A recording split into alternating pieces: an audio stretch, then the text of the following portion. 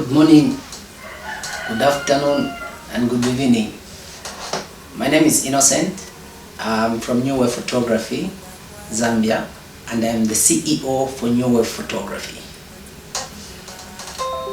So today, this is my first episode of how I'm going to answer some business evaluation concepts and concerns from my clients and some questions that I frequently receive. So this episode is the first of its kind on my Facebook page and also on my YouTube. So you can subscribe on my YouTube page, New Wave Photography, and you can also follow me on Facebook, Instagram, and TikTok. So this is how we began. So I have some number of questions with me here, and I also have a number of questions on my phone here. So I'll be reading out the question, then I'll be providing the answers that I've come up with. So as I'm reading the question, you might pay attention to me and just watch through, and you're very much welcome to my video. So let's get into it.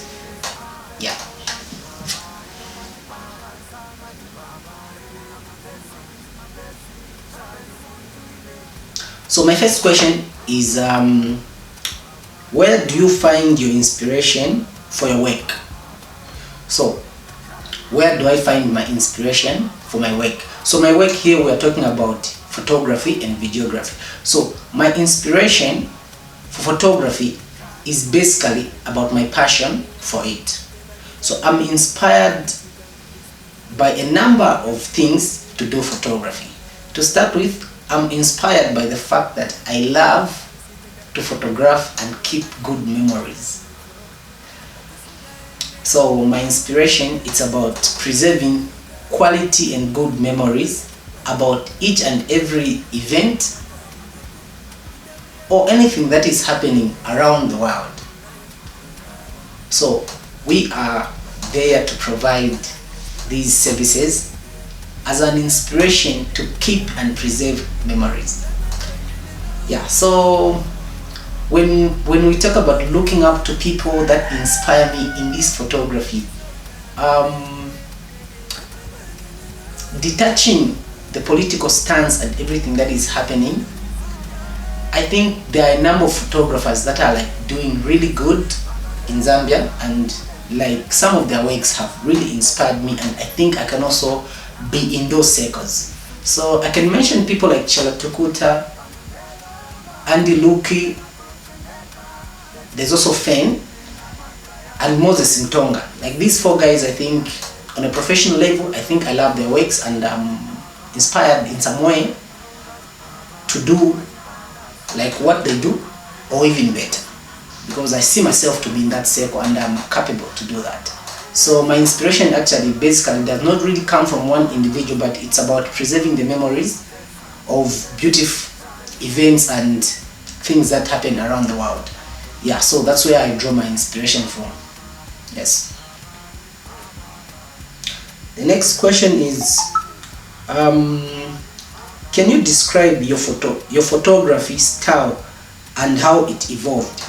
So when we talk about my photography style, so for me, I'm more professional in photography, but I've focused much on event, outdoor, and portrait photography. I do sports photography when I'm specifically hired for that, but I haven't really done it on the basis of my own to go and just photograph where people play football, netball, or basketball. No, but when I'm hired to do that, I have machines that cater for those type of services. So how my photography evolved and how I got my style, it actually began in 2022 when I was starting my own brand, New Wave Photography. So when I started my own brand, that was in 2022, and I remember before that I worked for some people. Sorry, I'm not going to mention their names, but it's fine. I worked for some people and I really appreciate the support that they gave me at that particular time. So my style has been giving out the best color grades and also just evolving a style that is different from the rest of the photographers. So I've brought up this style. When you look at my Facebook page or my Instagram page, you see my works, like the similarities that are there from this wedding to this wedding, or from this event to this event. You see to say, this is new wave photography. Yes, so my style hasn't been really so difficult, and it has been a thing that I love to pursue and things that I love to do. So at the end of it all, I've come up with this new wave photography style in a brilliant and straightforward manner without copying from anybody. Yes. So I'm going to another question. So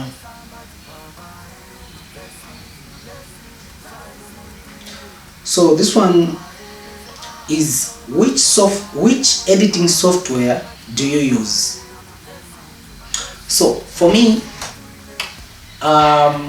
maybe I should start with what I started with. I started with Photoshop.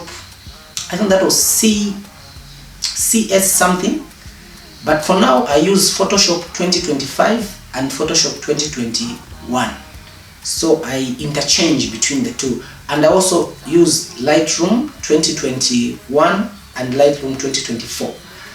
Apart from that, I also use Adobe Premiere Pro 2022 and Adobe Premiere Pro 2024. So those are the softwares that I use as of right now with most of my works.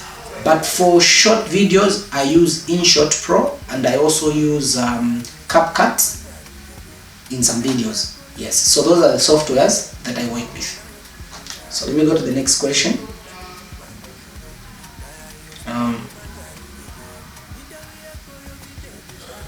How do you ensure a shoot is technically perfect? Focus, exposure, and composition. So how do I ensure my shot is technically perfect? So one thing that I focus on as a photographer, so if you look at this lens, this is a zoom lens. So when I'm using such kind of a lens,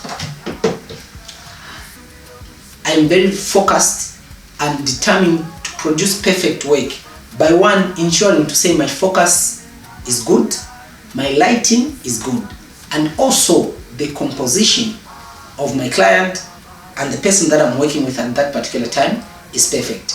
Then it also matters with the place, where you're doing your photography from. So if you're doing photography from a difficult and a clouded place, sometimes you might find issues on working with your background. So for a perfect shoot, the focus must be on point, the lighting must be on point, and also what the client or the person who is being captured is wearing on also matters the most, and that must also be on point. So to my clients, as you are picking the clothes to wear, please choose the best so that you can look nice. Yeah. So let me go to the next question. My next question is about how do you manage clients' expectations, especially when they differ from your vision? This is very common in photography. How do we photographers manage clients' expectations when they differ from our vision? So this is very common, but before I give an answer, I think I want to put it straightforward. When a client is looking for a photographer, there is normally something they see on our portfolios, on our Facebook pages, Instagram or TikTok, or anywhere where they find us. When they see different photographers with how they work, how they produce their work, they can tell, say, I'm interested in this quality. So sometimes you might find that this person is interested in the quality that they have seen on your page, but it does not match with what has come out after the event. So how we handle clients' expectation is one, like for me as New Wave Photography, I sit down with them and I have a discussion with them on a straightforward basis. So I normally have a meeting with the people that are involved in handling the media and the photography of that event a week before the event is done. I go there with a set of questions. How do you prefer your photos to look like? how should be the color grading be, how they tell me their vision so that I can fuse it with mine and also deliver it in line with what they want, but with the standard that I produce. So that is how I handle clients' expectations. So let me go to the next question. How do you handle feedback or critiques for your work? So how do I handle feedback and critiques for my work? So basically, I'm a person who goes back to the drawing board. Each time I'm told I didn't like this or this is too nice, I always go back to my drawing board. If they tell me to say these photos are very nice, I look at them, I study them, and I say, how can I maintain this standard or make it better?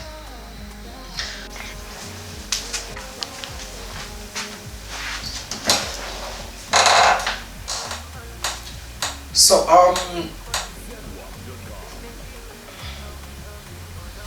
I'm going to my next question now, and my next question is, what's the hardest part about being a professional photographer? So the hardest part about being a professional photographer, for me, I think it's the demands that comes with the word itself, professionalism. So we have people that are in photography, but they don't take photography as their profession. So as a professional photographer, there are a lot of aspects, or maybe let me say concepts, that are attached to being a professional photographer. To start with, as a professional photographer, first of all, you must have a contract that assigns you to work on a professional standard. A contract must be there. Two, how you get booked as a professional photographer, it's different from the rest of the photographers that don't take this job as a professional. So being a professional photographer comes with a lot of challenges, of which they are manageable. But being a professional photographer needs you to have a bit of expensive gear, a bit of expensive lenses, and just carrying yourself as a professional photographer comes with a number of things. So the challenges that are there of being a professional photographer can be financial wise. So financially, our photography gear that is attached to our professionalism, they're very, very expensive. That's why when we put up a certain price tag for some services, don't look up to us to say maybe we're just trying to exploit you as our clients. No, we're looking at the standard that we are bringing to you, the services that we are bringing to you, and the experience that we're putting on the table to provide that what you deserve in line with your budget. Yeah. So let me go to the next question.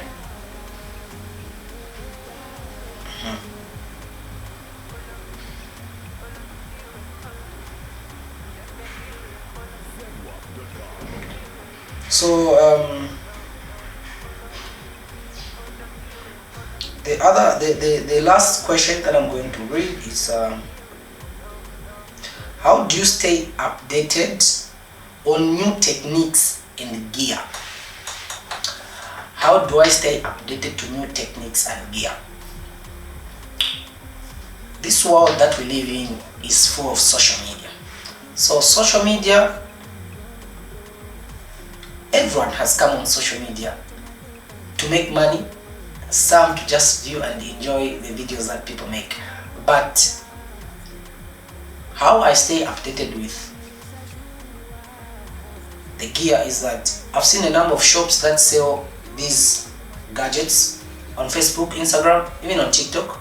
So first thing that I do when I wake up in the morning, I always look at the news, things that are trending, more especially on photograph pages. I always go there, I check what is there, the things that have been released, the gimbals and everything. So I stay updated with the fact that I'm always online and I always see things that are being done. And I also get updated on the new gear by looking at what other professionals or professional photographers do in other countries, like in the US, in China, even in Britain. So I look I look at all those things and see where I have to update myself in all those areas. So this has been my first episode of answering questions from concerned clients based on what they see, feel about new wave photography. So we'll meet on the second episode this same week, and I'll tell you the day that I'm going to upload the next video. Thanks very much for watching. This has been Innocent, New Wave Photography CEO, Zambia. Before you go, please subscribe to my YouTube channel. Let's go. Short commercial break. New Wave Photography, Zambia. Let's go. Hit that subscribe button.